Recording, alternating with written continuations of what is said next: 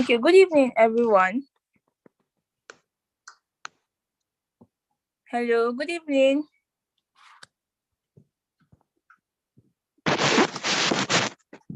Good evening. Can you hear me?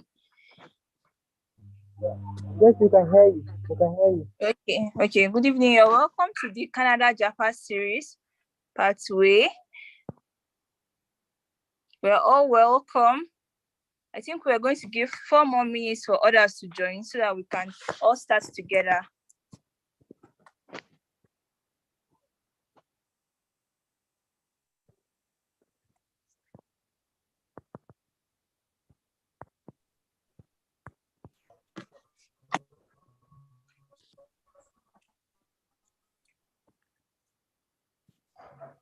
There's a Zoom meeting. Zoom Japa.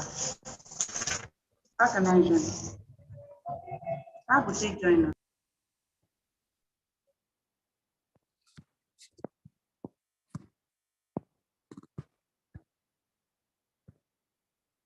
Okay, good evening once again. I think we have enough participants. We have 58 participants.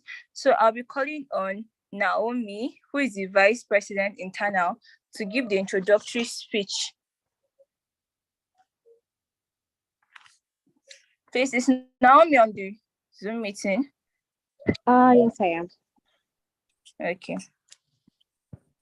Hello, everyone. Good evening and welcome to another edition of the Japa series. We started this series last month where we're able to have the UK version and then the US version. The replay for that is up on the NIMSA YouTube channel. The links are available so you can always catch up on that. And today we're going to be having the Canada version. I feel like this is a very anticipated pathway because not so many people know so much about how to practice as a medical doctor in Canada. But today we have 2 amazing speakers who are going to be walking us down the path. If you participated in any of our previous episodes of the Japa series, I'm sure you would agree with me that our speakers always deliver. They always go above and beyond to see that we fully understand how to migrate from Nigeria and practice medicine in these countries that we are talking about. So I don't believe that today will be any different. If anything, is going to be even better. So try to stick with us to the end.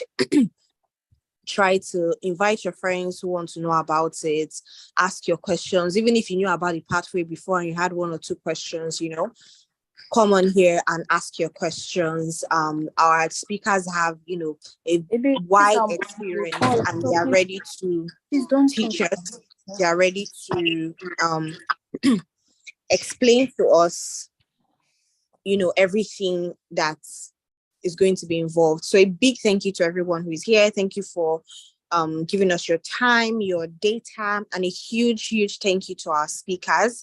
We're really looking forward to hearing from you. Thank you so much for accepting our invite to come and speak to us.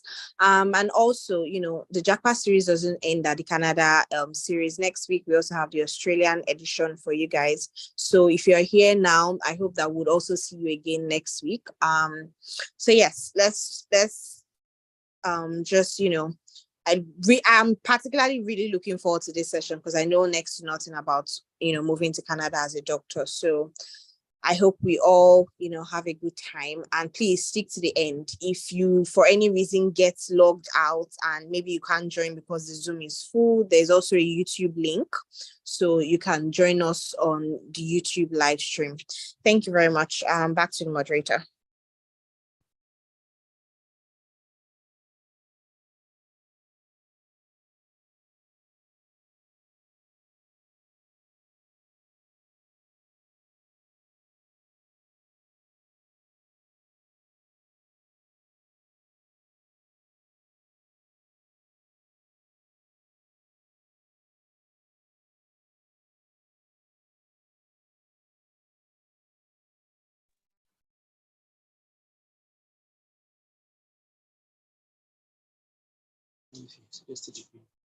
What are you doing? so you will not miss any part of the meeting. Please, Dr. Olusheyi, are you on the call? I am. Okay, ma, first, we would like to have you now. Thank you so much for joining. Thank you for having me. Is the audio good? Yes, ma. And the video is good? Yes, ma. All right. So I believe it's good evening over there. Yes. So yeah, so good evening from, I'm joining you from Canada. And it's a pleasure to be here. When one of your executives hunted me down just a few weeks ago, it was tight, but you know, the topic and the participants are a group I'm passionate about. I'm in academic practice, you know, and I'm here, you know, and not too long ago, maybe about 20 years ago, I was on the other side, just like you know, and it's something that we all know the current situation in the country. Even though we're here, we're still at home, right? We've got younger like you, we've got family, you know, so home is home. Home is where the heart is, and the heart is in Nigeria. But, you know, when you're in a plane, they ask you to put on your own face mask first before you help even your baby. If you have a baby on the plane, you use yours first. And that is what we're doing now. I know everybody on this call is passionate about Nigeria. I know home is home for all of us, but right now it seems like when we left, we didn't think it would get worse, you know, but it just seems like, you know, our profession is being asphyxiated right now, for lack of a better word, you know, so any way we can contribute, you know, to information to help you in that quest, if that is what you wish to do, we're happy to be here, you know, and I see my colleague here as well from Canada, Toby Fashola. So it's a pleasure joining you this afternoon. I see that there was no intro, but I will just give a line about what I do here. So I am I'm assistant clinical professor at the University of Calgary, that is in Alberta, which is one of the provinces. So we don't have states, we have provinces. Is one of the provinces here. And I am a family physician. So I work out of the University of Calgary, and I have medical students like you, as well as residents, you know. I teach in undergraduate medical education. I'm a lead there. And I'm also the secretary of the Black Physicians of Canada. You know, I'm happy to see what NIMSA is doing. There's always value in community, you know.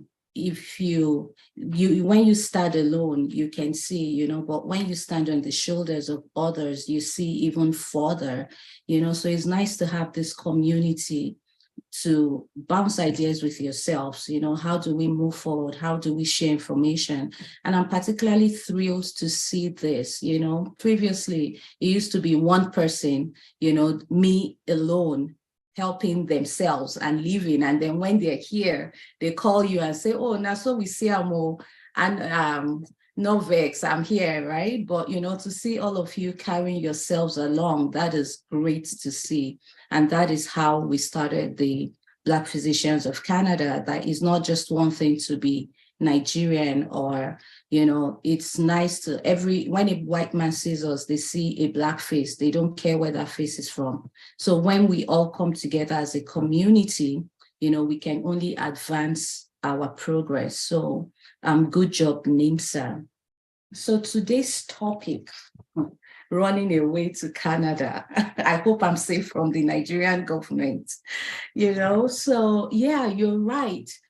There's a paucity of information for people who want to come to this country. So that is one of the constraints we have. You really do not have a central portal as to this is what to do, how to go about it, you know, but I'm hoping that I can shed a bit more light on how to make that gray tunnel a little brighter, you know, for you.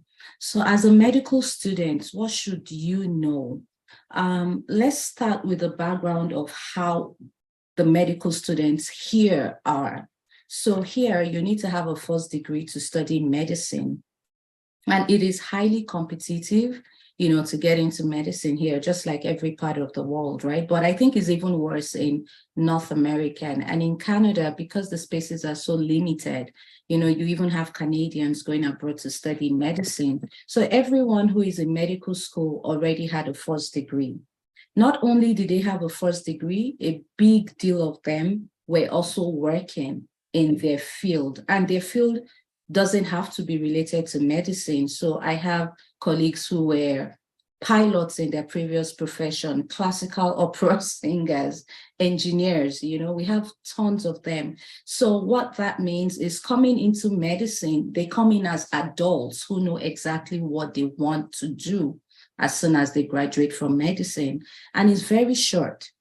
It's 3 years in some provinces here, and it's 4 years in others. So those are the people they're comparing you to, and you are coming into medicine from where you are as a green-eyed 16, 17-year-old, right?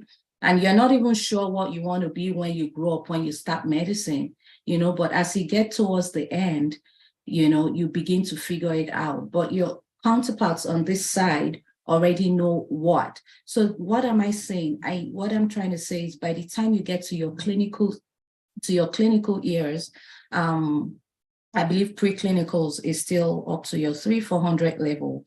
By the time you're having clinical exposure, that is the time you want to start bridging the gap here.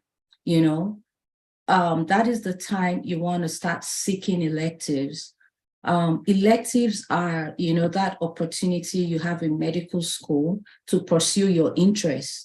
You can do it within Nigeria, you can do it outside of Nigeria, so it's clinical medicine. Is basically you're shadowing a doctor, or you're even having responsibilities, right? In whatever, that's the field you want to practice in, and working with somebody directly who may be a mentor, may not be, maybe somebody you've never even met, but the person is working in what you want to do, right? So some medical schools have more than one opportunity to do that. But when I trained, it was one opportunity for, I think it was 4 to 8 weeks, maybe an average of 6 weeks. And we could go anywhere. I don't know if that's still the same. Those who had the opportunity to go abroad did. So bridging it to Canada, that is a very good time, if you have the opportunity, to start seeking those positions. And the world is now a global village. At that time, there was no such thing as, the internet and all of that. So connecting with people was really difficult. The NIMSA executive who reached out to me on LinkedIn, right? So it's not too early to have a clean social handle. When you reach out to people look at your social handles, they look at you, they look at what are the things, what's this person about? What are the interests of this person? So clean out your social handles. If you have things on Facebook that you wouldn't want somebody interviewing you to see, then take it out. Of course, they say the internet never forgets, but don't leave it there right now. Go to LinkedIn, create a profile for yourself, put your interest there. If you've started doing any publication or working, so that's something that is lacking in our own system, that exposure to research. But if you've had any, exposure, whatever, just, put it there, start a profile. So that way, when you connect with anybody in Canada, let's say, for example, you're interested in family medicine, you could, and you reach out to me, since I've told you I'm a family doctor, I'm in academia, I can reach out to colleagues, right? I can send you the application link, I can tell you this is where to go. All of the information is accessible. It's just, where do I find it? Am I meeting the timelines to apply to these things? Because the advantage of that is you just get to just come and feed your eye. Okay, how do they do things here? And more importantly, you get to position yourself strategically. You get to show yourself, showmanship. Somebody sees your name, then you can ask for a letter, later. Even when you go back to your country, if you're coming back, and you're applying to that specialty, then it's easy to reconnect with that person. And while you're here, you start telling them your agenda. You don't just come for a vacation and go back. No.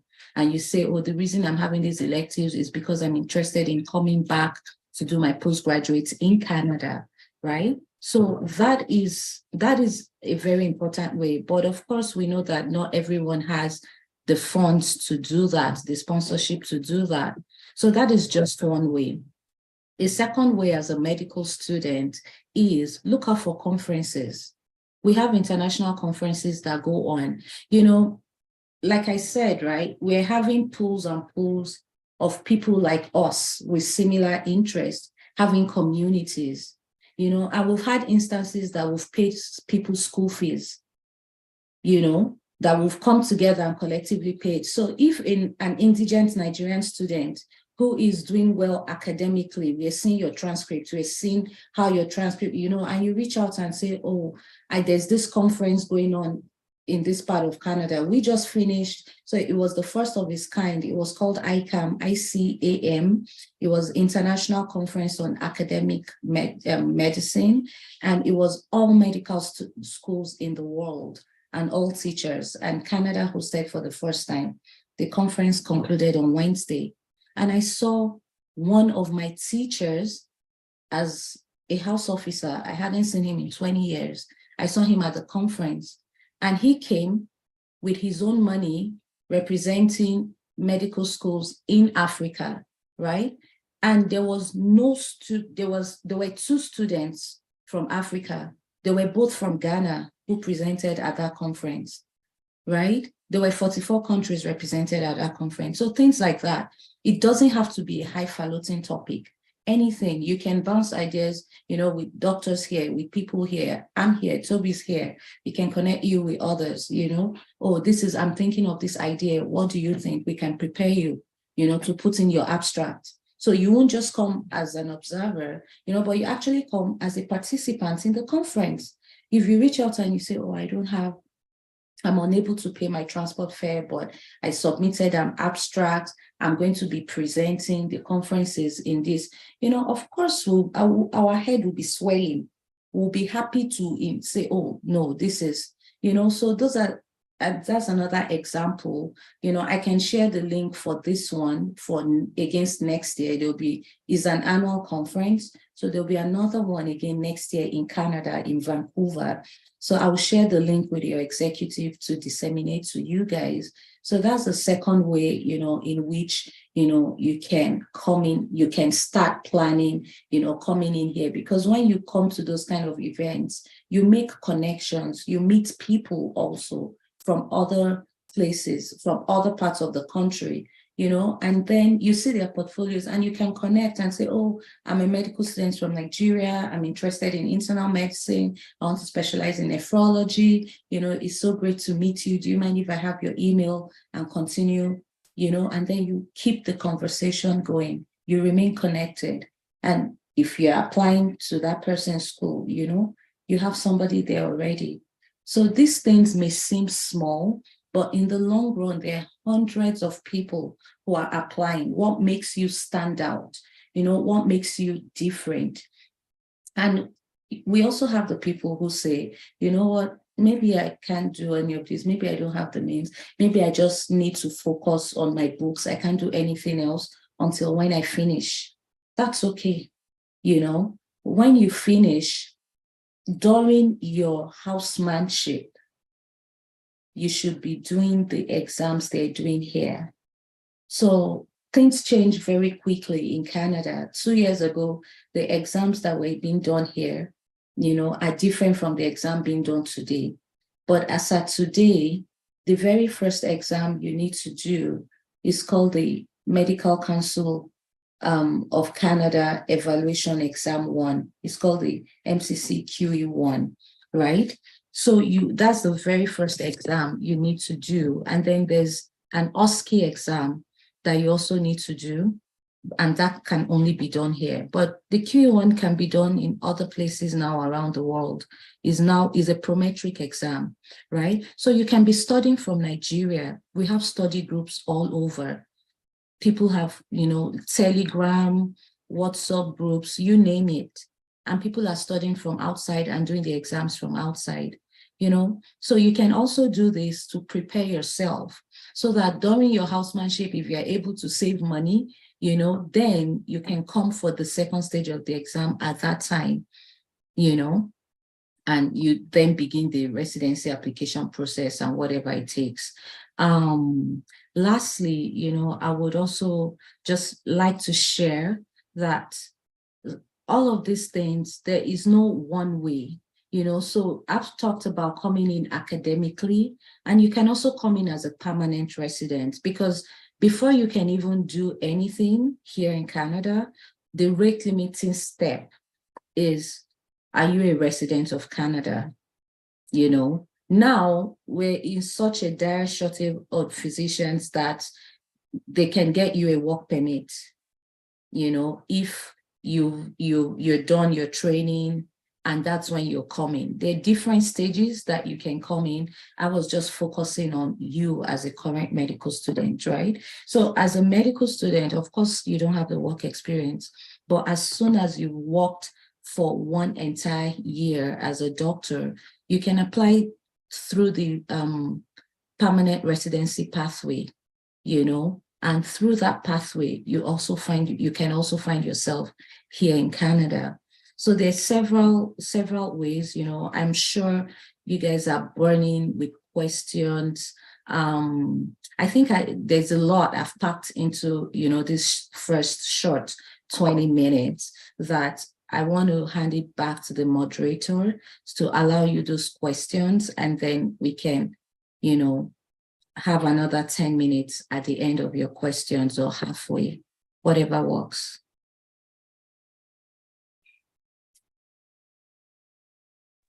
All right. Am I being heard?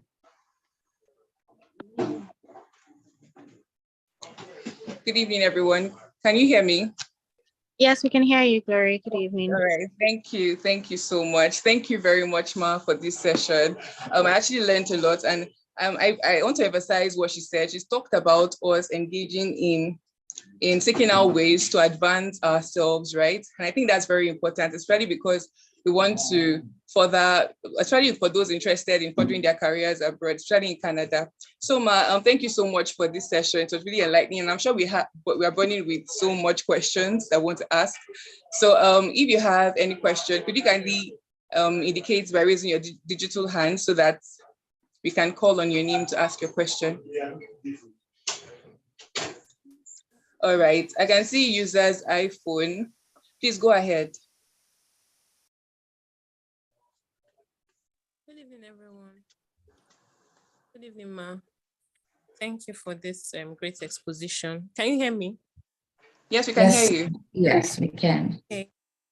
Please, I want to ask, is it possible to work over there while skipping your housemanship here in Nigeria, or must you undergo housemanship first?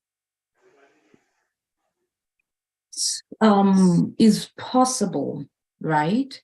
To train, not to work. So like I told you, they're medical students. Right after medical school, they don't do anything like housemanship here. There's no housemanship year. They go straight into residency. So their first year of residency is equivalent to our housemanship year back home, but it depends at what point are you in, right? So if you have done those exams while you're a medical student, remember I told you to start thinking of those exams as a medical student, right? So the QE1 is an exam that tests your knowledge in your preclinicals as well as clinicals. So it tests both. So you may not have enough knowledge base maybe by your 4th year, but by your 5th year, you can attempt it. Remember, these exams are not cheap. It's not an exam you want to just attempt. You know, you want to do it. You want to be ready and pass well. So if you've done your exam, and the second part of that exam is you coming to Canada to do the OSCE part, right? And then there's a year for application. So application for residency is done only once a year, and it is done countrywide at the same time, and residency begins on the same date for everybody. So if you are applying to start, so the people who are going to start residency 1st of July this year actually submitted their application last year. They submitted in some provinces, they started submission of their application in May last year. So I'm talking of at the minimum 2 years just to get ready to apply. And you are still in medical school. So right after, if you graduate on the 1st of January, if you have all of these things, it's already too late to start, even if you attempt and get in the first time. At that time, it's already too late to apply for residency starting in July. So the year prior. So if you are ready with all of these things by the start of your final year, then it's reasonable that perhaps you can get in on the 1st of July the next year. But that means you are also a permanent resident of Canada already, or a citizen of Canada, because in this country, if you do not have a permanent resident or be a citizen, there are many rate limiting steps at that beginning that you can't even apply to, because they ask you to submit evidence of this documentation. Can we mute our, there's someone unmuted, or can the moderator mute everybody, please? Yeah, you know, so that is where the challenge is. So it is not no, it is possible, but then do you have everything you need as at the day of graduation? Does that answer your question? Yes, it does. Thank you so much. You're welcome. You're welcome. All right, thank you very much, ma'am. I would like to call on Sewanu Kuton. You can ask your question, Sewanu. All right, good evening, everyone. Good evening, Dr. Oluwaseyi. Thank you for the session. Please, I wanted to ask that could you recap on the residency, as in gaining permanent residency to apply? I didn't get that part so clearly, ma'am.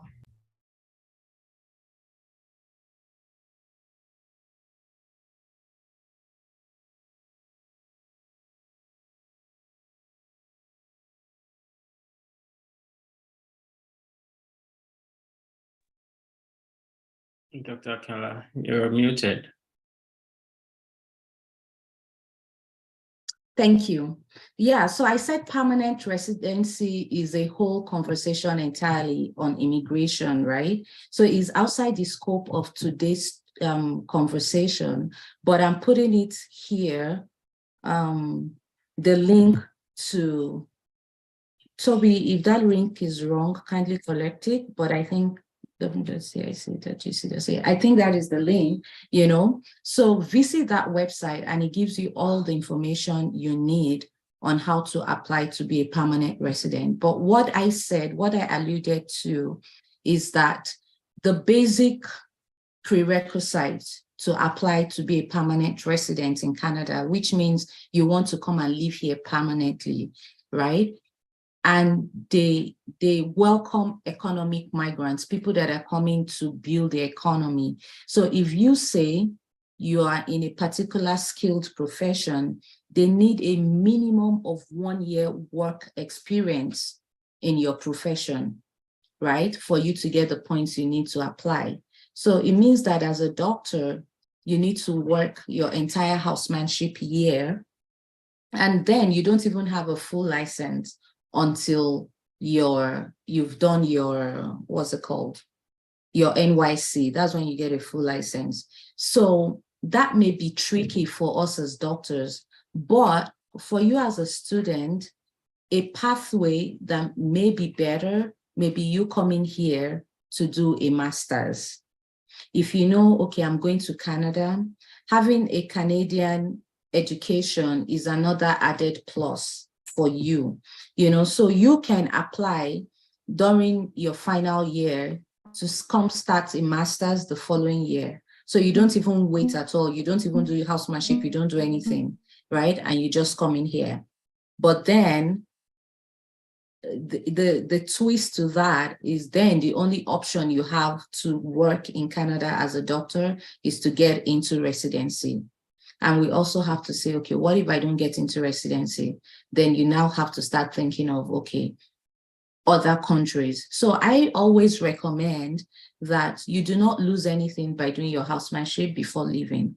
But with the way things are going, I understand the need to want to leave immediately right now, which is okay, right? So if you do not do housemanship before leaving, that's fine. If things don't work out in Canada, you can do housemanship in another country, right? You can do your foundation in another country, which you guys have talked about since you did the UK already. So I hope that answers your question. So I know, I hope he answers your Yes, question. ma, this answers my question, ma. Thank you very much. You're Thank welcome. you. And if we've addressed your question, do you mind lowering your hand so the moderator knows who is still on? Yeah. Okay, thank you very much, Ma. So there's a question. Okay, there's a question in the chat box. It says, please could you expatiate on the pathway for someone who just finished medical school and is looking towards working and securing residency placements in Canada?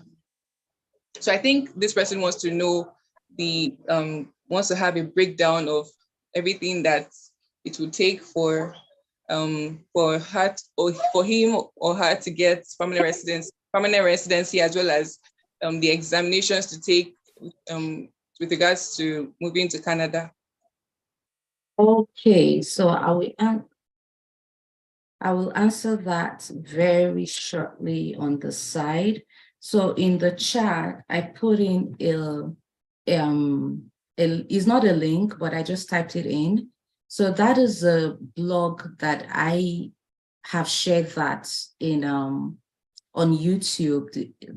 I think the title of that was Relocation 101 or something. So that is detailed and it will tell you step by step what you need to do to get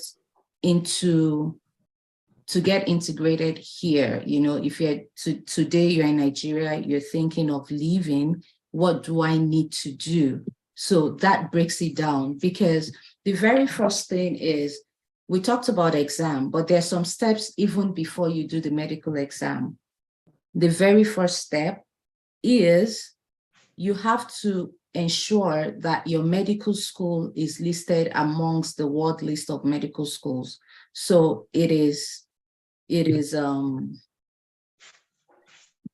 okay, that your medical school is listed, so your credentials are recognized. So there's a pathway through which they ask you to submit your credentials. And when you submit it, then they say, okay, you can write the exam, right? They accredit you more or less to do the exam. And you have to have passed English. So IELTS academic is also a prerequisite, for here. And then your medical exam, which I shared the first one earlier, right? And I think I put it there to visit the MCC website. That's the Medical Council of Canada website. And then you have the link to the registration for what you need to do. Those are the first steps in terms of, I want to leave, how do I leave? But when you get to the point of application for residency, I told you that at that point, some people will be asking, for your legal document of stay in Canada. They ask you to submit it just because they want to keep the limited spots for people who are Canadians. So if you are a permanent resident at that time, or you're actually here on a work permit at that time, or you're already a citizen at that time, it makes your application seamless, So my mentioning other things like coming in as a student, as a postgraduate student, you already, that gives you a right to live here and during that process. Or if you've worked in Nigeria, I'm sure there's some people here who are not students and who are, working already. If you've already worked, and you've already applied for that permanent residence, which is immigration, right? And you have that already, it also makes it really smooth, So unfortunately, it's not like, okay, that is straightforward and you don't need anything, just do the exam and get a job. They'll apply and file all the paperwork and all of that. It's not quite the same, But I'm going to leave you an email address here that you can ask questions when you watch the videos. If you're still hazy about some things, you can send an email to that and I will respond to you in due time. All right, Ma. Thank you so much, Ma. Thank you. All right. Does anyone else have any question? Okay, I think there's one in the chat box now that says, Yeah, I can see it. So the MCCQE one, yes, you can even write it even as a medical student. So some Canadians who go abroad to study medicine, they write it in their final year of medical school while abroad. So for example, the person is Canadian and they went to Ireland to study medicine. In their final year there, they take their MCCQE1, and also in that time, come home for 4 to 6 weeks, to do an elective. All this is just building up their application towards applying for residency. So you can write it post-graduation at any time. You can even write it before graduation, And does that mean that for those planning to go through the residency route and preparing for exam, they should also be working? Absolutely. Absolutely. You should be doing the two together.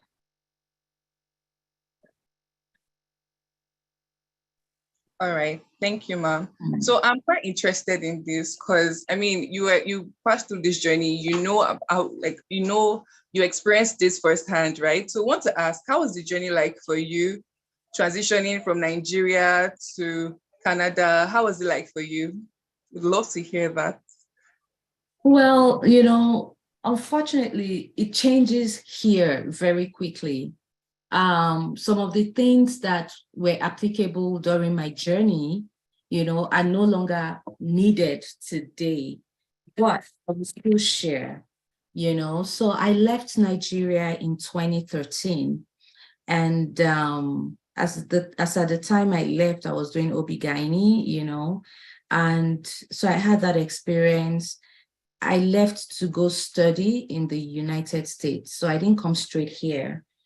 And I did a public health master's in the US. But one thing I did before leaving was I started the permanent residency process. But I wasn't a medical student, right? So at the time, I think I had been working for about 8 years, at that time. So I had that work experience underneath my belt, and I started the permanent residency application process. So the process was taking a long time. I had been waiting for 2 years and there was no update. Then it used to take a lot longer than now. So I decided on having a plan B. And my plan B was, to go to the US, and while in the US, keep waiting because I totally did not want to raise my kids in the States. So it wasn't a plan for me to remain in the US. So while in the US, my permanent residency status came through. So I didn't take any of the Canadian exams. I was busy with school, so I fast-tracked instead of doing my program in 2 years, that was the original plan. As soon as I got an update on my application process to land in Canada, I fast-tracked my program to 1 year. So I kind of wrapped things up within 14 months and came here. So I landed here in summer of 2014. That was July 2014. So this is me coming with a degree from the States, thinking that I would be working with that while studying for the exams. But I very quickly realized that in Canada, they value their own degree above degrees from any other country. So I was coming from the top public health school in the US. I left a job in the US and I got here thinking I'll pluck off another job from the tree. But that didn't happen. I didn't start working until a year and a half after I got here. And the job was as a clinical research coordinator in something completely unrelated to what I had done before. This was in gastroenterology, and in that job, I completed my exams. So I finished my exams in 2016. But something I did, and I encourage you to, is to have a map, have a timeline. I came in here and I'd heard all sort of horrible stories about doctors driving cabs in Canada and all the things doctors do here, and they don't get into the system. So I came in here with a 3-year plan, because 3 years was the time it takes to get your citizenship when you come here as a permanent resident. So I told myself that if at the end of 3 years, I wasn't working here or I wasn't in residency, because I had options. My only option was not residency. Because of my previous work experience, I could also go through another pathway called the Practice Ready Assessment Pathway. I didn't share that with you because as medical students, you are not able to do that yet. You need to have completed postgraduate training, worked for a minimum of 3 years for you to apply through that pathway. So that's why I didn't talk about it. But in my YouTube channel, there's much more about it there. I've shared different provinces. Each province has its own requirements. So I've shared accordingly there. So I completed my exams, and by 2017, which was my 3rd year, according to my personal map, I started working on Plan B, and my Plan B at the time was UK. So I took the UK exams. Within 4 months, I had taken both exams. By 2018, I had my GMC license. I had a job in the UK, which I deferred because I wanted to try to get into residency here first. Why residency? One, I knew I wanted to remain in academic medicine. There are very few people that look like me in academic medicine. And we have all of you coming, right? We have our kids too. So it's important for us to be there.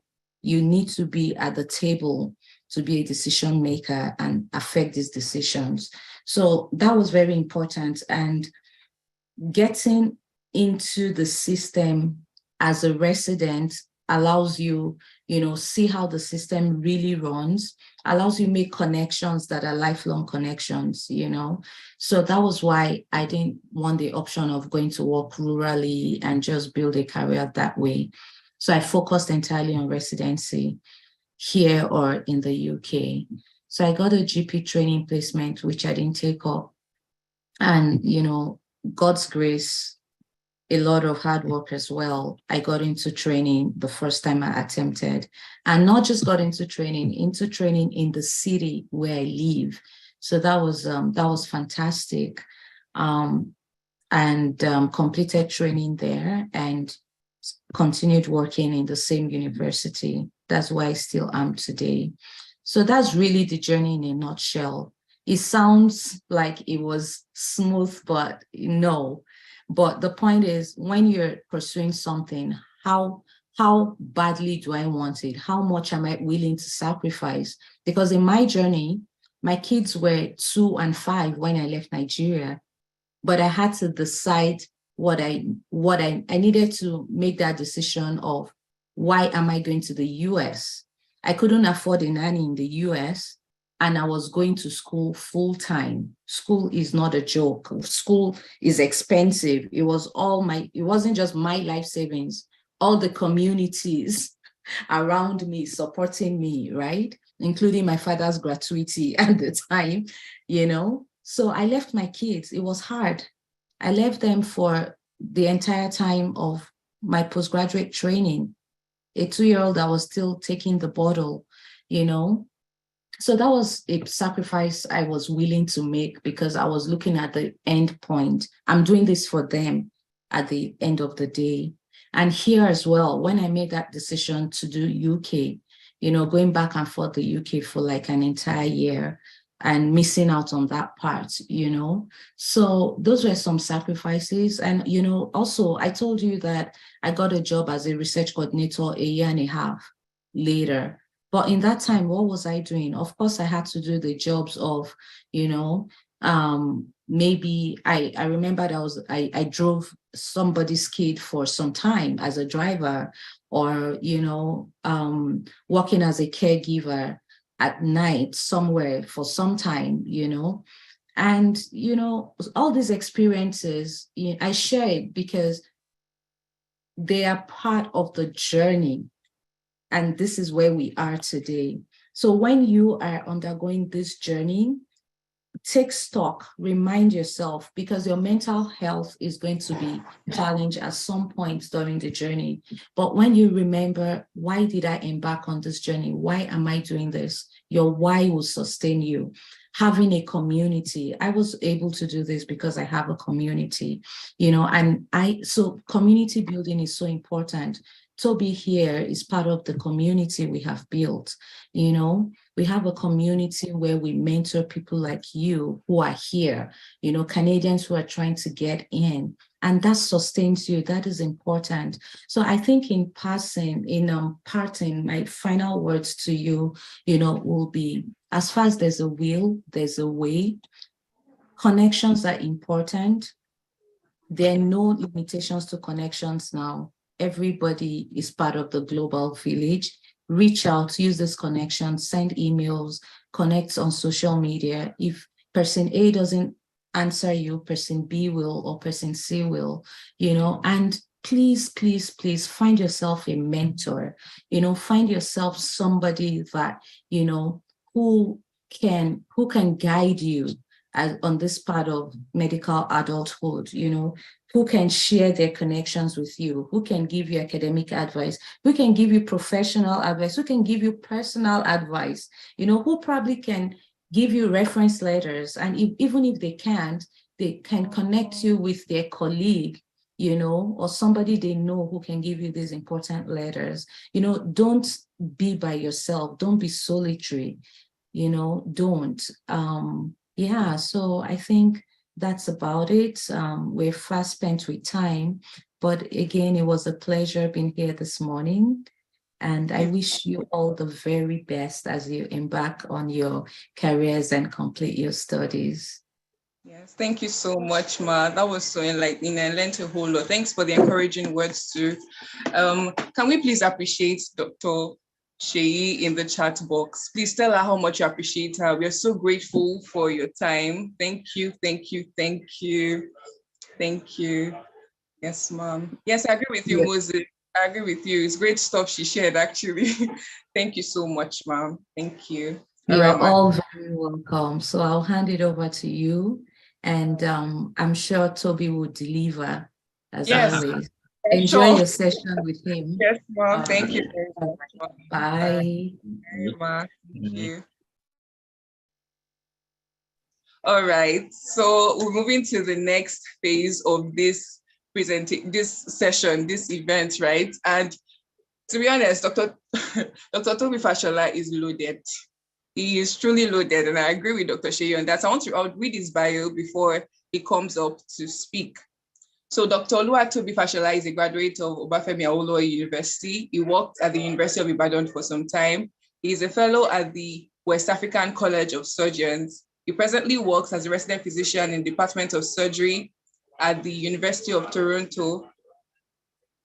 He also has a YouTube channel where he provides tips for international medical graduates, IMGs, and medical students like us who intend to further their career in your medical career in Canada for a successful transition into the system. So without further ado, I would like to welcome Dr. Toby Fashola. You have the floor. Hello, everyone. Thank you, Glory. When Glory reached out to me about this, and they said Japa series, I was really worried, just like Dr. Akinla was talking about. Federal government will come after us, trying to get you people out of Nigeria. But I'm just going to mostly guide our talk with some slides that I prepared. It's mostly going to be about what you need to start to do at this stage of your career if you are interested in coming over to Canada, and some tips here and there and the different pathways that people have used. And thank you for all the talk from Dr. Akinola. She's really said so much, and I will tell you, these things are things you have to take very good note of: mentorship, community, and actually thinking towards the future. I'm going to ask that the host allow me share my screen. Can you do that?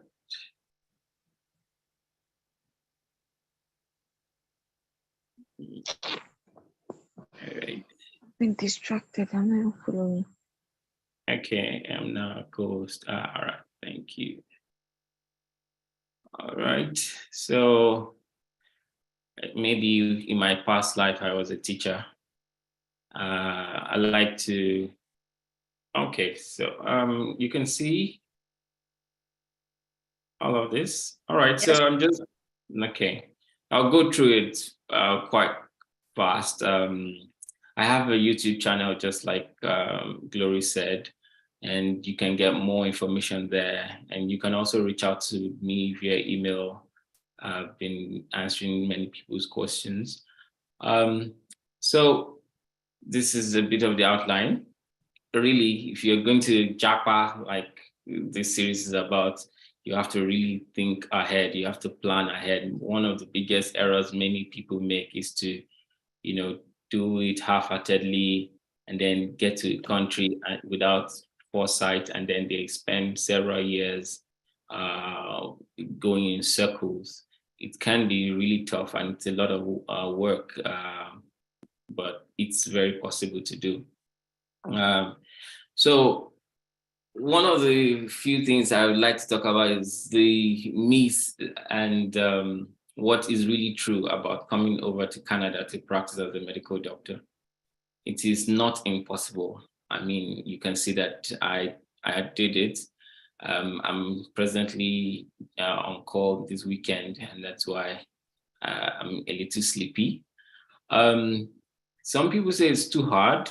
I don't totally agree. It can be difficult, especially if you're looking into trying to get into the competitive specialties to practice here, and it can be very expensive. That is true. And in what I would say, if you don't take anything home, you have to be proactive. I would say you should get a big book where you do research or get a lot of information. Your biggest weapon in Japa is information. The information is actually out there. It may not be in one place, but it's there. You are listening to me, you listen to other people. There are YouTube channels that are just dedicated to so many pathways to living to going to practice in other places, getting residency positions. So I would say that that's what I did most of the time. I had a book where I actually researched what was required, and you have to plan. And as I said, it's also very expensive. So you start thinking about, saving money. And the last point there, I said, shoot on all cylinders. If you heard that Dr. Akinla talk, she was trying everything, like US plan B, UK plan C.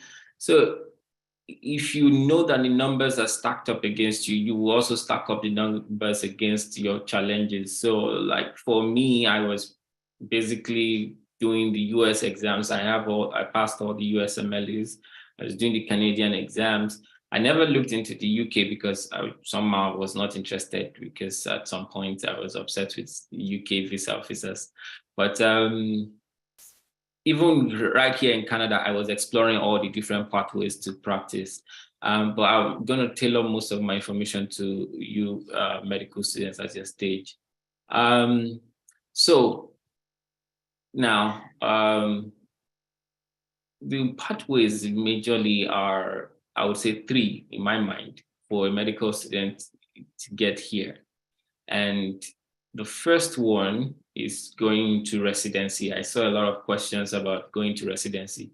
Now, there seems to be a confusion about permanent residency and then residency. So residency in medicine is postgraduate training to become a specialist in a particular field. And in most parts of the world, you cannot practice without having that postgraduate training. Even here, I know in Nigeria, you can come out of medical school, do your house job, do NYSC, and then work as an MO. But in Canada, US, mostly you will have to do at least a 2-year postgraduate training. And many people do family medicine. Other people do general surgery, other surgical specialties. But to be able to get independent license in Canada, you have to have your medical diploma and you must have postgraduate training in at least family medicine or any other specialty. So if you're going to think about residency pathway, that's the first pathway. The second pathway, in getting to practice in Canada, is what I call the practice ready assessment pathway. And that is mostly for people who are done with medical school, who have done postgraduate training in other parts of the world. And then because they've done that postgraduate training in other parts of the world, Canada then says, okay, you might be ready to practice independently. So they will assess you for practice readiness and then give you independent licensure within 6 months to a year. But that is something you can also explore if even as a medical student, but it means that you would need to stay a bit longer in Nigeria to do some postgraduate training. On 1 year of it is the house job, but you can do more. I'll talk a little more about that. And then the third pathway, which I don't see a lot of people exploring, is actually piggybacking through the UK route to Canada. So you finish medical school in Nigeria, do your house job. UK right now seems to be easier to get into. You write the PLAB exams and then you try to get a training position in UK. And once you're done with your training in UK, the interesting thing is that Canada recognizes the postgraduate training in UK and some other jurisdictions. And so you can actually come to Canada to practice. So those are the three major pathways I will be talking to you about at your stage. So I will share this, the links to my YouTube videos at the end of this. Now, so the way to get into residency in Canada, let me go to the next slide. Oh, this is a busy slide. Okay, so the way to get into residency in Canada, let's say you don't even know anything about it. You have to first start by creating an account with Physician Apply. And so this Physician Apply is the credential source verification service of the Medical Council of Canada. You get an account there and then you submit your medical diploma, which they will do a source verification of. Source verification means that they need to be sure that your diploma is original, or sorry, is authentic. So when you submit the document, they will send a copy of that document to your institution, and then the institution will put a stamp to say this is an authentic document. So you can source verify your medical diploma that's when you're done with medical school. You can also source verify your housemanship, your house job training. So all your Form A's and Form B's, when you are done with your house job, don't throw them away, keep them very neatly. You can do source verification of that. And Canada recognizes that 1 year of house job as postgraduate training. So the next thing then is to now take the exams towards Canadian residency. The exams at this time, because just like Dr. Akinla said, these things change, are you would need to write the Medical Council of Canada qualifying exam 1. There used to be a 2, but that is no longer being offered. Then you would take the NAC-OSCE. The NAC-OSCE is the National Assessment Collaboration. It's an OSCE exam. It's a clinical exam. I believe many of you are familiar with OSCE exams. And then you would also need to show that you can speak and communicate in English. And then there's a CASPA examination. That's a very minor exam. You can decide not to worry about it now. Now, before, and then a few provinces would require you to participate in assessment programs for their province, like BC and Alberta. Dr. Shei's YouTube channel might be able to show you that. Those are programs to just say that you are eligible to apply for residency. And so you would need to take part in those. Now, the interesting thing is you can almost not be a resident doctor in Canada without having this permanent residency status or Canadian citizenship. The only other set of people who have Canadian residency status are people from like Saudi Arabia, where their country is actually paying for the training. But if you're coming from Nigeria, where they won't pay for the training and you hope to go into residency, you would need to get a permanent residency, which is through the express pathway. I shared the link. It's canada.ca. The process is long and it's outside the scope of this presentation. It takes a while to also plan for.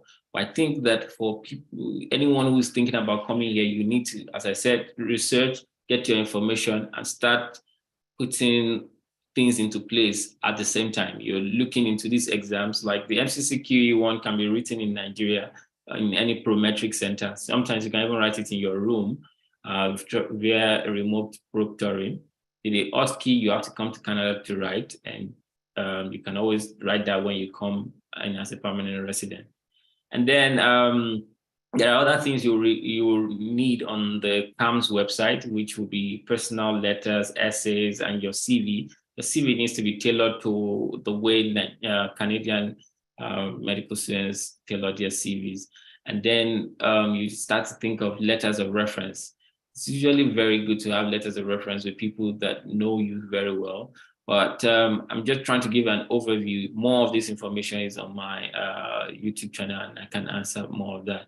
And then the CAMS is actually a matching service. So matching means that it's done in the US and in Canada, where applicants apply and then rank programs based on their preference, and the programs to interview applicants and rank the residents, the applicants, and then a computer algorithm matches them based on how they rank.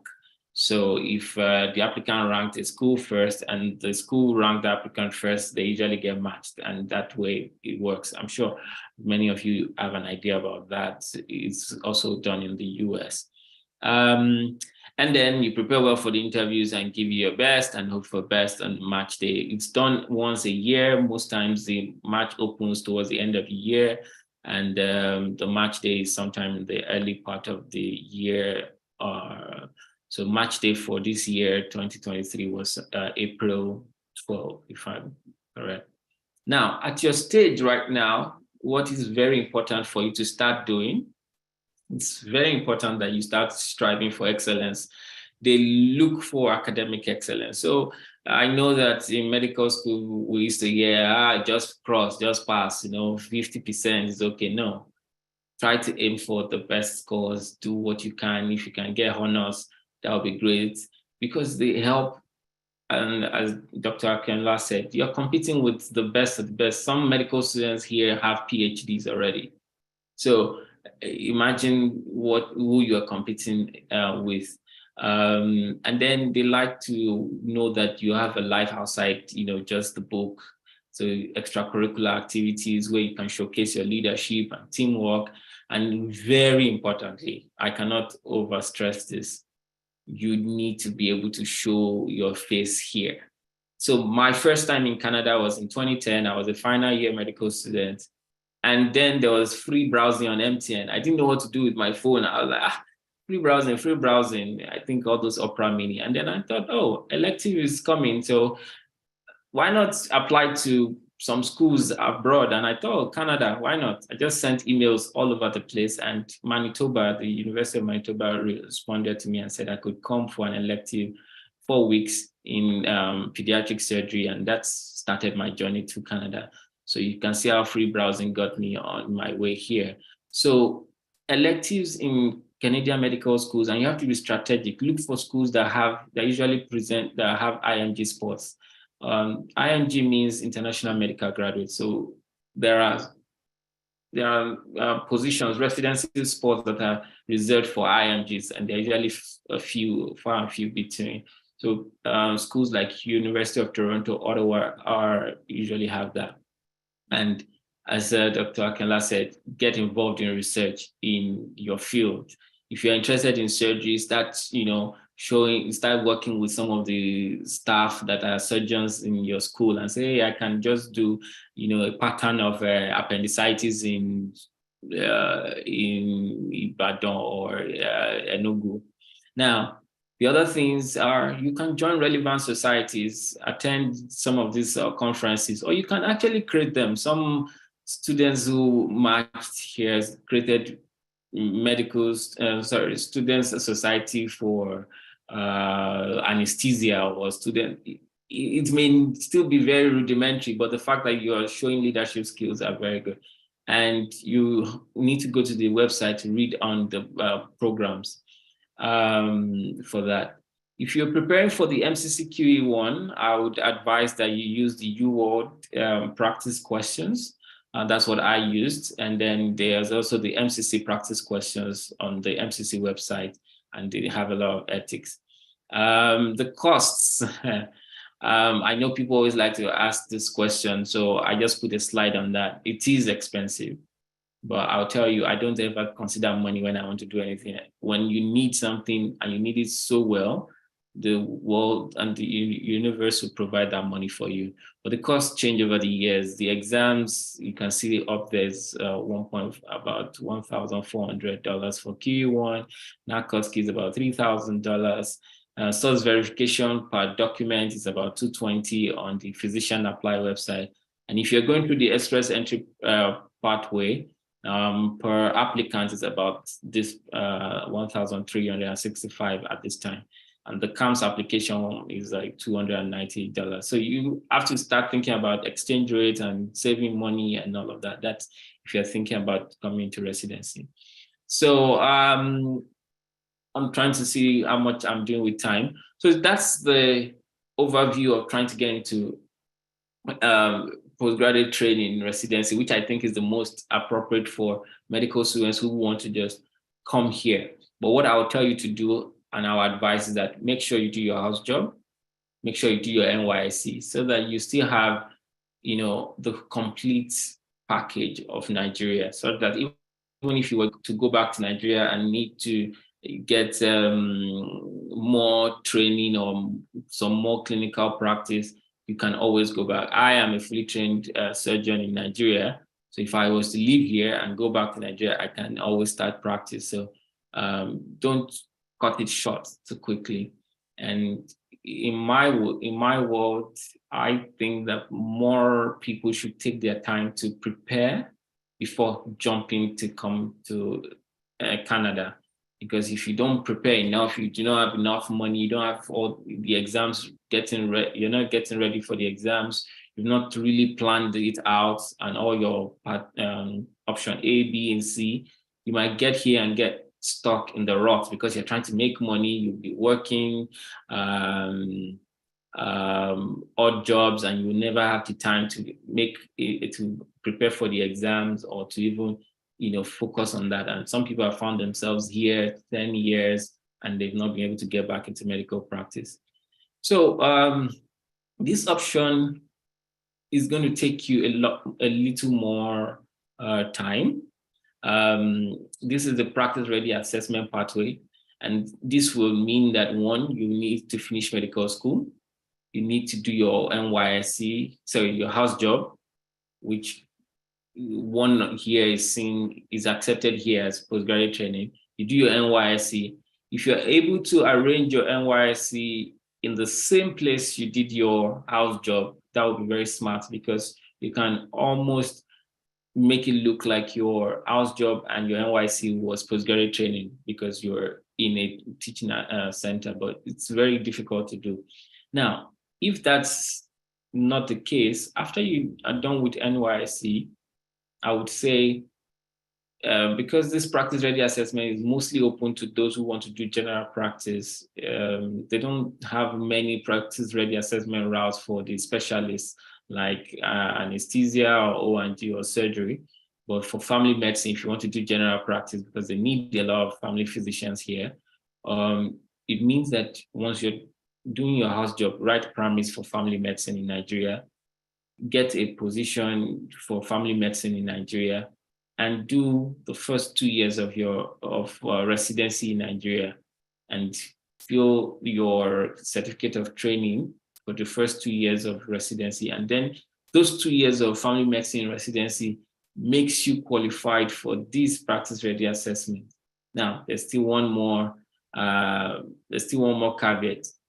Other than the 2 years of postgraduate training, they also want you to have 1 or 2 years of independent practice, which in Nigeria is like you're a medical officer, you're just working. So if I'm going to tell you, if you want to do this route, finish medical school, do house job, do NYSC, write primaries for family medicine, it's best for family medicine, do the first 2 years of family medicine, and then do 2 more years in Nigeria in any of the hospitals around. So what we have now is almost 6 years. But once you have that, you can almost come here and do this practice ready assessment. And within 6 months, you get independent licensure to practice as a family physician. I've asked people to look into this route a lot, because some people come here and they still spend that 6 years trying to get into the system. So if you were in Nigeria, you would have gotten it. And you can, during all this time, you should get your permanent residency through the express entry, so you can come and go until you have everything you need.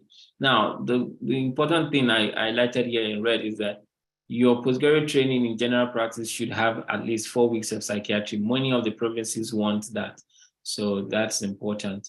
But it might be too difficult for you at your stage to think about, spending another 4 or 5 years in Nigeria just because you want to come for this. So the third pathway, okay, this is just more information on the PRA. I said, get training experience in general practice for 1 to 2 years, including psychiatry, then work independently for 1 to 2 years. And then you go through the physician applied route. You have to do the QE1 and the NACOS key. Some provinces don't even need the NACOS key anymore. Then you apply and you show them your scope of practice, and you can then start practicing. I actually looked into this process myself, but I preferred to go into residency because that was the only way to mostly get into a surgical specialty. If I was going to go through this process, I was going to practice as a family doctor here. So the PRA has 2 parts. The first 3 months is they just look at your clinical assessment. You are supervised by someone. And then the second 3 months, you work on your own, but there's a supervisor who just comes and sees how you're working. And after the 6 months, if you pass that, you then get your independent license. So I'm going to pause here for questions briefly before I talk about the UK to Canada pathway, and then we'll have a few more questions. How am I doing for time? I will stop sharing so that I can see people who are asking questions. All right, thank you very much, sir. You're doing well with time, actually. Okay, so there's a question in the chat box that says, how difficult is it to get surgical residency positions in Canada? All right. On a scale of 0 to 10, I would say 8. It's difficult, but it's not impossible. My YouTube video actually was to try to show how to get surgical positions. But to get it, one, you just really need to be competitive. And one thing that I would say is to get some form of Canadian experience. So if you're interested in surgical specialty, during your elective period in final year, try to reach out to schools here, U of T, University of Ottawa, to come and do even 2 or 3 weeks of an elective here. They are really open to it. And now that COVID is over, they will be open to it. The good thing about the elective is that way they get to see you, and then you have an idea about the Canadian health system. Now, when they see you and they like you, you probably would impress them with your hard work. And that's the one way you can put your foot in the door, because one, you can get reference letters from the preceptors you have during the elective, and then you can, you've made an impression. For people who don't have electives, it is really, really difficult. It is really, really difficult because the positions are very few. It's not about you not being good or that. It's just that there are very few positions. Like for general surgery in the whole of Canada, there are only 4 positions. So every year, only 4 immigrants will get a position in general surgery in all the medical schools. I trained as a urologist in Nigeria, and there are only 2 positions for immigrants in Canada, one in Ottawa and one in University of Toronto. Sometimes they open one more in McMaster. So these are the kind of information you need to know. So it just tells you how difficult it can be. In terms of getting prepared for exams, can you please also highlight relevant study materials, textbooks for MCCQ E1 aside UWorld? I personally don't think you should go the route of textbooks and study materials. I believe that active learning is best, which is actually practicing questions. And UWorld is a big textbook. So when you answer the 40 questions in a block, which can take you like an hour or so, it then takes you about 3 hours to actually look through the answers. Why was it correct? Why was it, wrong, and all of that. So I would say stick to UWorld. You can also use Toronto Notes. It's also very good for MCCQ E1. I use it as a reference material. Toronto Notes is very good. I also read it even for final year medical school exam, and it was quite good. How many years can one use the exam results? For QE1, it's a permanent result. You pass it and you pass it for life. So once you have it for life. The interesting thing about the QE1 is that you should aim to get a good score, because you can't retake it if you pass it. And if you pass it with a not so great score, it can hurt your chances. Is there any pathway to practice in Canada post-residency in the US? Oh, yes. Canada recognizes residency in the US, but most likely you would also need to still write the QE1 here. Then there's a pathway for that. It's much straightforward. Is it possible to do electives after medical school? It is harder, actually, to do electives after medical school. Except if you are in a training program. So I did elective as a medical student, and I did elective as a resident doctor. So once you're in a training program, it's kind of easier because they think that you're in training, and you can kind of arrange it through schools. But if you're just on your own, practicing on your own, it's difficult to get an elective, but it's easier to get an observership. And still, an observership still has a big role to play, because what you're trying to do is just to get your foot in the door. They need to see you, because a lot of people are applying, and when they remember that face, oh, that guy, oh, we remember him, you train as a urologist, but your residency is in surgery. Yeah, urology is a form of surgery. So I trained in urological surgery. I applied to general surgery urology here And as I told you, the matching system. So I ranked urology first, and I think general surgery and even family medicine. But I matched based on the availability to general surgery. I told you that urology positions was smaller or were fewer. Now, the interesting thing is that even though I had matched into general surgery, I was able to transfer to urology. So by next July, I'll actually be transferring to urology as in University of Toronto, because here in Canada, if you want another residency position, you can still do an internal transfer, but it's a bit of a process. But yeah, that's that. You're also interested in urology and the chances slim for residency placement. Okay, so I would say, if you can get an elective in urology in University of Toronto or Ottawa, your chances are better than many people.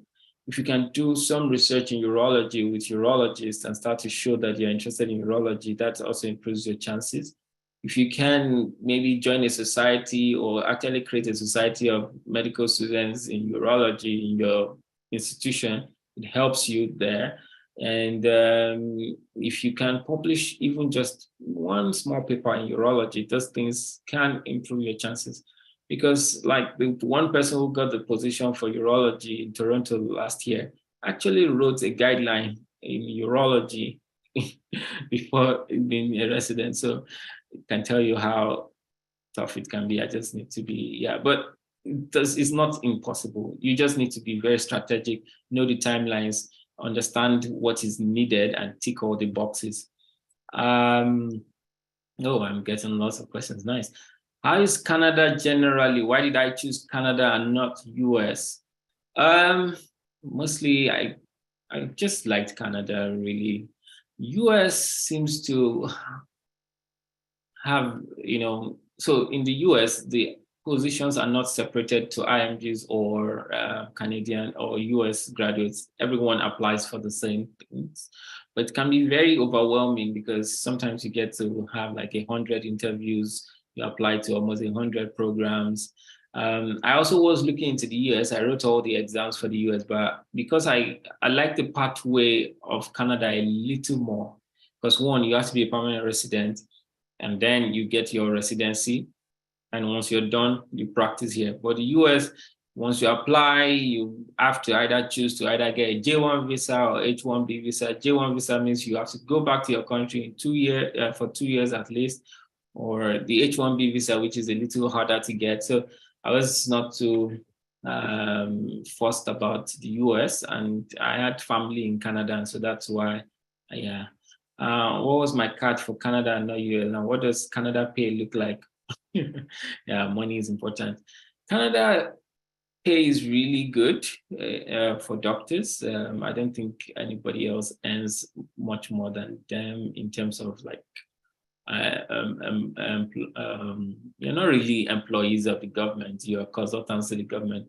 They earn quite well, and the life is really chill, it's calm. US is not bad too. A lot of people go to the US. So if you're really interested in the US, yeah, you should do the work for that. I think the chances are more in the US because there are many more positions and they are all competitive. But then the US and Canada they're like brothers. Is it expensive to get electives in Canada while in medical school? Yes. So I'm going to tell you something. Anyway, I don't know. I sacrificed the money for getting a car to buy my ticket and pay for coming over for my elective in 2010. But I don't think it's going to be that expensive now. But you have to think about it, exchange rates. You have to think about accommodation here. You don't have to pay the school a lot of money. It's just some application fee of maybe $100 or $200. But you need to get insurance coverage, medical insurance coverage while you are practicing. You will also need to register to get an educational license with the provincial medical authority. You need to pay for your flight, you need to pay for your accommodation, which can be expensive. You need to sometimes have to pay for transportation. So if you cut it short to like 3 or 4 weeks, you should be able to do it. How is the slot for nephrology looking like in surgery? So nephrology is not a surgical specialty. It's like the medical specialty of urology. I think for nephrology, you would need to go into internal medicine. There are a few more international medicine positions in Canada for IMGs. And then once you get in, then you can subspecialize in nephrology. Any more questions? All right. Should I continue with my slides? Yes, sir, you can. Right. Yeah. Oh, I saw one last question. Can you do a residency in US, e.g. family medicine, and apply it to a different position in Canada, say OBGYN?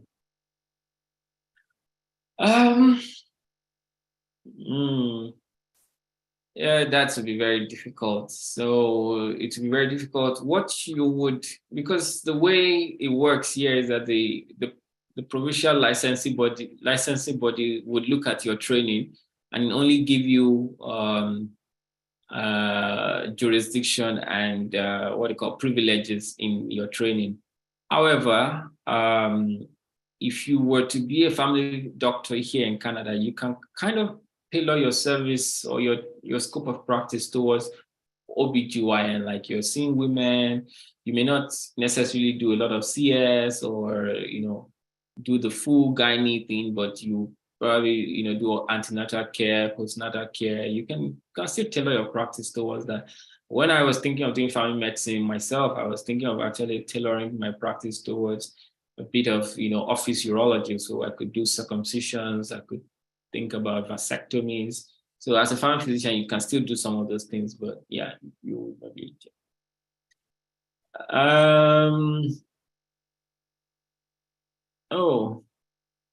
Okay. When applying for electives, what are the available slots?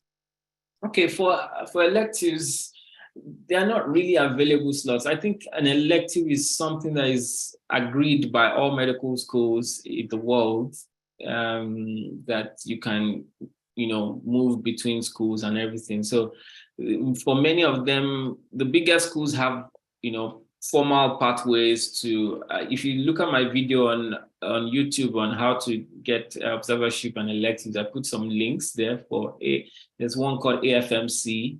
There are some sites that help you get those electives formally, but there are other ways to get them. One, send random emails to the program directors, to even any staff, any faculty you see in any particular school, and the more the better. So you can send up to 100 emails. At least you just need one person to say, okay, come over. If they're not giving you electives, ask for observership. So observerships are easier to arrange because they don't need licensure, they don't need insurance, but it means that you're not going to be hands-on. You will not touch the patients, you will not do anything clinical, but you'll be walking around, run on the rounds with them. You might be in the OR, you will not scrub in. If you're interested in surgical specialties, sometimes they might allow you to do a few things, but the fact that you're just around, you'll be able to see how they do these things. And after the observership, you can then try to get an elective. So I got the elective, and then I was looking all over Nigeria for where I could get some vaccines, like MMR vaccine and all of that in 2010. And I paid for the educational license with CPSMB, that's College of Physicians and Surgeons of Manitoba. And after that, I was then granted a visa, because after I completed all of that, they sent me a letter saying I could come over for the elective, which I used to apply for a visa. And they gave me a special student visa for just 6 weeks. Yeah, 6 weeks thereabouts. And so that's when I came and went back. So for Unilag, so some schools sign agreements, bilateral agreements, but it's not necessary. You can actually just send an email, say, hey, I am a final year medical student in this. I'm interested in radiology, and I would like to come over to improve, to experience what radiology is like in your institution. You can create a little CV, to show what you're interested in, and then send it to as many radiology faculty you can find all over the places. Don't focus only on places where there are IMG spots, but like push on them. Sometimes they might say, oh, there's no position, try again later. Like the first time I sent the email, nobody answered. Someone said, oh, there's no space now, maybe try again. I sent again and again. So you have to put some pressure in it. And the truth is they also want elective students to come because it helps them cover some of these services when their own students or residents are away on holidays. So you can go about it by actually just sending emails. Emails are actually very good. Would you advise a fourth-year medical student to transfer to Canada? And if yes, how? That is really, really, I'm not sure. The only pathway I can think of where a fourth-year medical student will transfer to Canada into medical school, straight into medical school, I don't know. I'm not sure that is possible.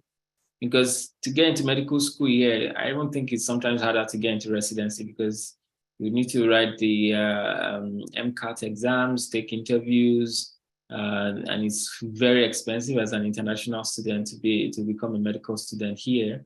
But Dalhousie, that's in Nova Scotia, has this program where you can go into the third year of medical school. But that's only after you're finished. You're a full doctor, you're finished, but then you apply. They have a few spots for people to go back into medical school in third year, but not as a fourth year. I don't think I would advise that. Just finish, do your house job. In all of this, I would say all of you should at least do your house job, do your NYC. It's very important. Don't be half-baked in one place and not be useful anywhere. Get everything you can get in Nigeria. If you can wait a little more, get your family medicine 1 or 2 years, I would say. And that way you can come here and practice as a family physician. But if you're dead sure you want to do a surgical specialty, sometimes getting into a surgical specialty in Nigeria can even help you a bit, but you have to think about it very well. I think the third pathway might also be very helpful, which is the UK to Canada route, but yeah. But random ballot system and list of schools are campus-based in AFM0, isn't there? Okay. I'm not too sure, but I think that's just one of the routes. There are different ways you can get it. Please, do you know about the chance of getting to medical school in Canada after getting a nursing degree from Canada? Asking because I've heard some people ask about that as an international applicant student. Yeah, it's still a bit competitive because, as I said, some of the people who are applying to get into medical school have PhDs, some are pilots. So as a nurse, you are also in the healthcare system, but you're competing with people who have PhDs and the rest of it. So I know that seems to me to be a long route because it means you will come here, apply to become a licensed practical nurse or a registered nurse. That will take you another 2-3 years. Then you then apply to medical school. You're already, the time you can actually have just started doing your house job, NYC, and then get residency in Nigeria. Because they've started recognizing, they know that we are well trained and you can find ways in. And being an international student in medical school is not being, it's very expensive, very, very expensive. You're talking 60,000 per year, I think, in some places. We'd like to know about UK to Canada pathway. Yeah, we're going there now. Is there a UK to Canada video on my YouTube title? Oh, okay, yes, Shay, thank you. Do we still need to write all the exams after postgraduate and starting residency in Nigeria? Yes, you still need to write the QE1 and NACOSKI if you want to come here to do residency. You need those two, NACOSKI and QE1. So if you start the residency in Nigeria, family medicine, you don't have to write part 1. The 2 years might be okay. But if you write part 1, is also good. And part 1, I hope everyone knows part 1. Part 1 is the first exam between being a junior resident and a senior resident. And with that certificate, you can say you've completed like 3 years of family medicine. Thank you, Dr. Akinla, for that. So I think I'll just quickly go on and share my screen again. Let's see. Right. Okay. All right. So I call this the UK route or route. So Canada recognizes medical, not medical school. Canada recognizes medical school training everywhere or in most places, but postgraduate training is the problem. So they recognize postgraduate training in Australia, New Zealand, Hong Kong, Singapore, South Africa, Switzerland, UK, Ireland, also the US. And so if you were to train in any of these places and you have you've completed postgraduate training in any of these places, you can almost just walk into Canada and start practicing, but you will still need to do a few things. One, they will need to assess your training. So you would need to submit your portfolio of your training from any of these jurisdictions. Then the college would, after they've assessed your training and they believe you can attempt the exam, they will then they will make you write the exams. Now, if you did family medicine or general practice in any of these places like UK, you really don't need to write an exam. They just do an assessment for you and you can come in. But still, even after you've passed the exams with the Royal College does not give you license to practice. They just give you what we call board certification. So you are certified. But the license to practice in any jurisdiction is by the provincial licensing body. So the provincial level, they will still ask you to, some people tell you to still write the QE1 exam. So in all of this, you can find that the common pathway is that most people still have to write the QE1, but that is changing. I heard that Manitoba is not even asking for QE1 in some PRA positions. So this pathway is, so for you guys, if you're thinking about this UK route and UK pathway, which I think many of you should really look into if you want to do the Japa series or Japa thing. Because the first thing why you're even Japaing from Nigeria is that you're not very comfortable with Nigeria. So you finish medical school, do your house job. I still say do your house job, because your house job is like your internship. That's your real first practice, with patients. Do your NYSC, that gives you legitimacy in Nigeria. If you ever think about coming back to be the Minister for Health, you would have your NYSC and you not be they won't say, oh, you never did NYSC, and then they would throw you out of office. So do those two, and then write the PLAB exams. I don't have a lot of the information about the UK pathway so well. Write the PLAB exams, and then it's easy to get like an MO position, which is senior house officer or house officer position in UK. But those are now training positions. So you still have to get a training position in the UK.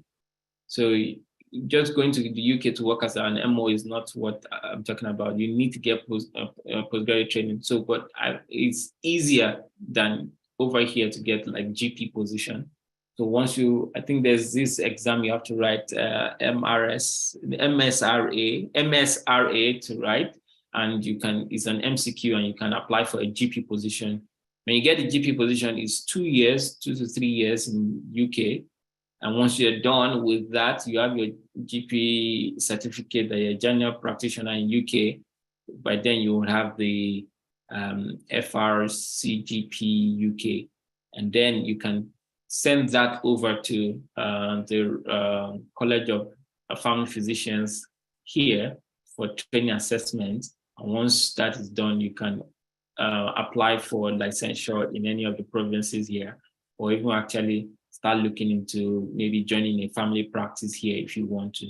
So that route will take you about the same time to the year of house job, the year of NYSC, maybe 1 year or 2 of trying to get into UK, then 2 years of the GP training, and then while you're there, you start doing you can do your permanent residency, or you can actually come and practice here with work permits. You know, you don't have to be a permanent resident to actually come to Canada with your UK training.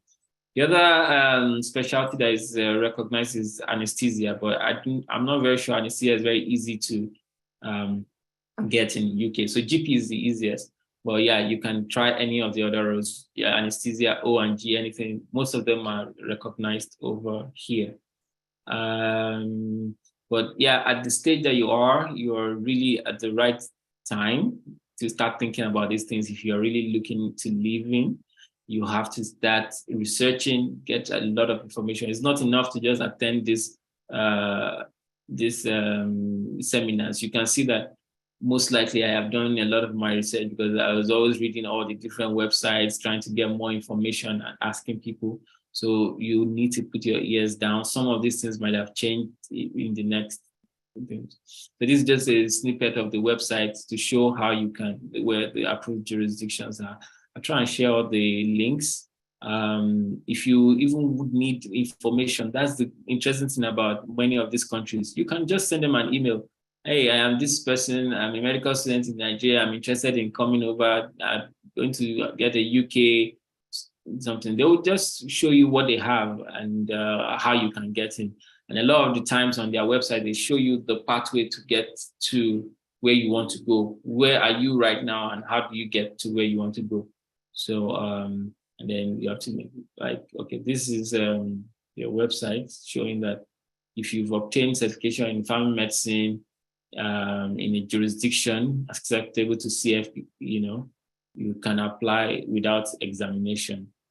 And so these are the approved jurisdictions: Australia, Ireland, UK, USA. And these are like self-assessment questionnaires to just give you an idea of where you stand and how you can get there. And so this was just a small sketch of, this is my sketch. You can, while you're doing your house job and NYSC, apply for permanent residency in Canada. You come to Canada and land as a permanent resident, and you then go to the UK, but you have to find a way to keep your permanent residency status because you have to be in Canada for 2 years out of 5 years period, and then go to UK, get the GP training, and then come back to Canada through the approved jurisdiction pathway. So in summary, number one, information is your best friend. And there's lots of information available. So you have to sort through them. I always say, get a book. If you want to go to like Alberta, get a page of that Alberta and look on, because the information is usually out there, and jot them down and plan and sort through them and plan ahead. And that would be very helpful. So in my conclusion, okay, some things that will really help your chances in getting anything here is that you should have a very good command of the English language, splendid communication skills. You find that even to get permanent residency, your score that makes you eligible or have higher chances to be invited to apply through the express entry has a lot to do with how well you score in your IELTS. So, but I know a lot of us doctors are very good with English, so that's good. It's good that you have some relevant clinical experience in Canada, either an observership or an elective. Great, you should do that.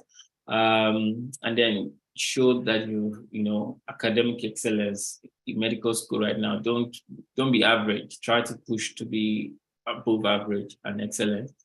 And then the required examinations, which is QE1 and NACOS key mostly, very good performance. And then even for residency, most people, they want you to show that you're still in clinical practice or education recently. Some people have left medical school for so long before they start to try to get into residencies. The longer you are away from clinical practice, the less competitive you are. And you have to research a lot and know a lot. And then lots of luck, lots of prayers, and that'll be it. Let me see, I think I have, so these are some websites. You can take them down, but I'll just share them on the, let me see, you can screenshot this. I'm coming to try to send this to everyone.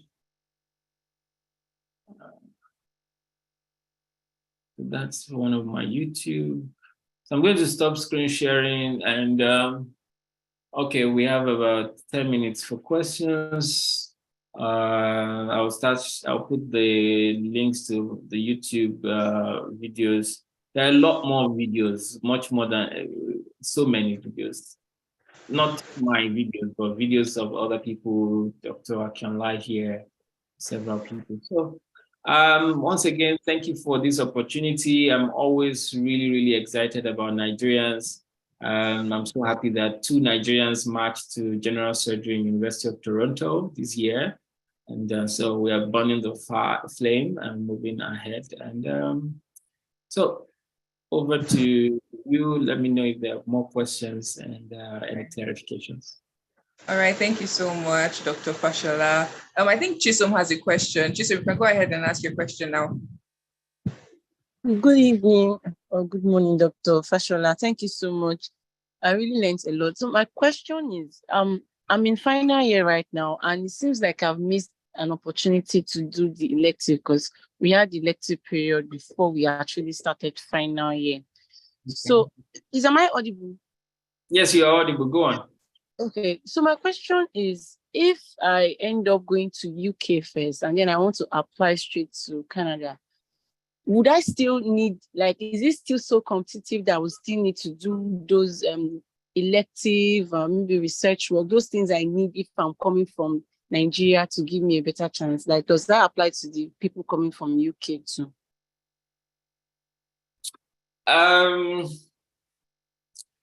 So let's say first, I want to answer the first question about you saying it's late for your elective. I don't think it's late. Nothing is ever too late. You're still in medical school. You can always talk with your what do you call it, your dean, to let you have when are you writing your final exams? To be like next year, April. Oh, you still have some time. You just need 4 weeks. 4 weeks of break. As long as you're still in medical school, you can always go for an elective, but you need to start applying now. So start applying. Once you have a position, tell your dean, hey, I have a position, I'm going. If they don't give you, if they don't allow you to go for the elective, you tell them you're taking leave of absence for 3 weeks, that you're not feeling fine. It's very important. So it's not too late to get an elective. Now, if you were to go through the UK route and come back, you necessarily don't need the elective anymore. The electives are really to help you get into training positions in Canada. But I'll still say that even when you are doing your training in the UK, it will be good for you to try and do an elective here or an observership here, just so that you can familiarize yourself with the health system here. It's different. In UK, you're an employee of the government, you are paid a salary. Here, you bill the government per patient you see, per procedure you do. So it's called fee for service here. It's good to have an idea about the system and what is required, the communication skills and all of that. And it can even help you, segue and help you generally smoothing your transition into Canada. That way you can find where to practice. So you don't end up in one bush or something, and you might even be able to get maybe a group practice. There are some family doctors who have a group practice together. You can come and join them for 4 weeks while you're doing your residency in UK and say, oh, you just want to see what it's like. And whenever you're done with your residency in UK, they can absorb you here. So I would say that electives, observerships, clinical experience in whatever way almost always help. Like for me, in trying to switch over to urology, what I did was to sacrifice 2 weeks of my vacation last year for Christmas. And I went to spend 2 weeks with the urology team here in University of Toronto because I couldn't arrange it through my own home department of general surgery.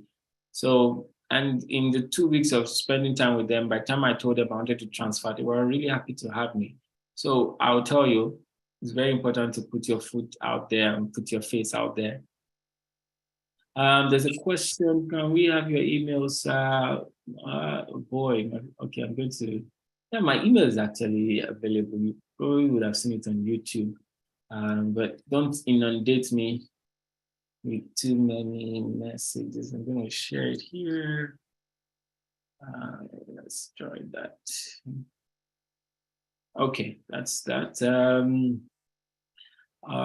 Good evening, sir. What do you think of doing a master's degree in Canada after NYSC, during which you simultaneously get certified for the UK and pursue the UK route? Does the master program improve your chance of subsequently pursuing residency in Canada? Yes, I mean, shoot on all cylinders. The master's degree can get you into Canada through the study visa route.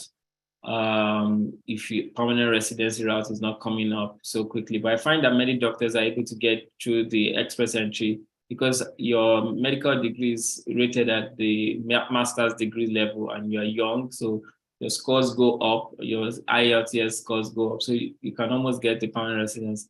The only issue with the master's degree is that it might cost you some money, but it's not a bad idea to be here with master's, get a work visa from there, get permanent residency while you're trying to get into UK. So you just have to be shooting on all cylinders. I'll tell you, for me, I don't know if you people know what fellowships are. Fellowships are post-residency training. So I was getting interviews for fellowship. I was trying to get a family physician position. I was also trying to get surgical assistant position. I was thinking of going to the US. The only thing I never thought about was the UK. So it's okay. And it improves your chances, especially if your master's is close to what you want to do. Like if you're interested in neurology and you did a master's in neuroscience, that would really help. Okay, no more questions. I think we're done with the questions. Thank you so much, Dr. Toby Fashola. That was so enlightening. And just an advice to all of us, because I'm sure that this might seem like a whole lot. Because to be honest, the US pathway and the UK pathway was like chill, okay, you write PLAB, you write this, and you write USMLE part 1, all of that. But I mean, it's not impossible, just like you said. So just an encouragement to those of us interested in going to Canada. You can do it. I mean, Dr. Tobi Fashola did it, Dr. Sheyi Akiola did it, and they are thriving, right? So thank you so much.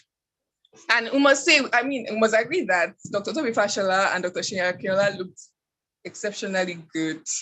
I mean, they looked good, and we must commend them for that. Thank you all so much for thank you so much for your time. Really, so let's appreciate Dr. Toby in the podcast, please. Let's thank him. Let's thank him. Let's thank him. Thank you so much, sir. So finally, before we end this session, I would like to thank you all for attending this webinar and also remind us that next week is the Australian pathway. So you don't want to miss it. We have exceptional speakers coming to speak to us and enlighten us on the session. And I'm sure we don't want to miss this. Thank you so much, everyone. Have a good night and have a good morning to those of us in Canada, right? Take care, guys. Bye, everyone. Bye. Yeah. Thank you very much for having me. Thank you, sir.